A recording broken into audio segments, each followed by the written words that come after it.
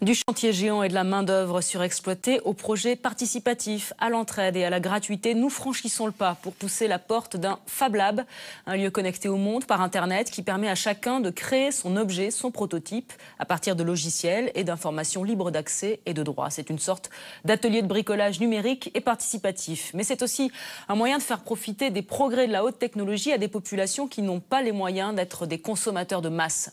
À Lomé, au Togo, le Fab Lab a permis de créer une imprimante 3D à base de déchets informatiques occidentaux. C'est un reportage de Nicolas Baillergeau. Dans cette petite pièce du Fab Lab, ce grand bricoleur construit sa propre imprimante 3D d'un nouveau genre.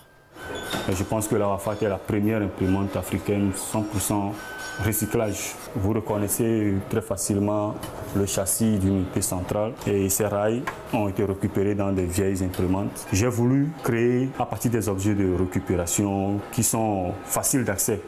Avec précision, Afat finalise sa machine à l'aide de Julien, venu d'un Fab Lab de Gennevilliers pour 2 semaines. C'est dur de mettre cette vis, tu vois.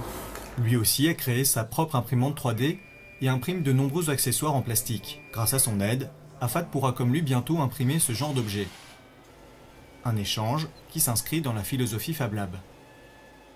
J'aime beaucoup tout ce qui est fabrication numérique et je suis fasciné de voir comment il arrive à construire en fait des roulements habillés en pliant de la tôle. Et puis surtout on mixe nos deux cultures, enfin, c'est une rencontre quoi, en fait. Il y a plein de choses à faire, on doit pouvoir aider les mécanos à réparer des pièces qu'ils ne réparent pas d'habitude et donc il y a encore plus de travail à réaliser avec l'imprimante 3D ici qu'en France où on peut peut-être tout remplacer très vite, facilement quoi.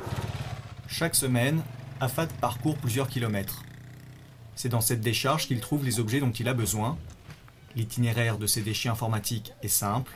Occident, puis cybercafé africain, et enfin une décharge comme celle-ci. Pour Afat, tout peut servir à la construction de son imprimante 3D. J'ai imaginé un modèle à partir des pièces de récupération qui va coûter très moins cher. Principalement, je viens chercher les unités centrales que je vais défaire, démonter. Bon, là, je vais négocier le châssis. Mais il n'y a pas le boîtier d'alimentation à l'intérieur.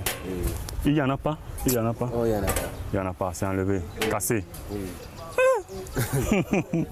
Finalement, il repartira quand même avec cette unité centrale pour un peu plus d'€1. D'autres projets naissent au Fab Lab, comme des ateliers de transformation de jerrycans en ordinateurs. Les Fab Labs, c'est accompagner les gens dans la reconquête du pouvoir de faire les choses par elles-mêmes. Un endroit où on dit aux gens, vous pouvez faire les choses vous-même, vous pouvez vous mobiliser. Évidemment, en Afrique, c'est ce qu'il faut, oui. N'importe qui peut reproduire les innovations du WeLab, qui sont en libre accès via Internet. Et si ça vous a plu, sachez que la rédaction web d'Arte Journal a fait tout un dossier sur la question de l'innovation en Afrique et il est en ligne sur arte.tv/artejournal.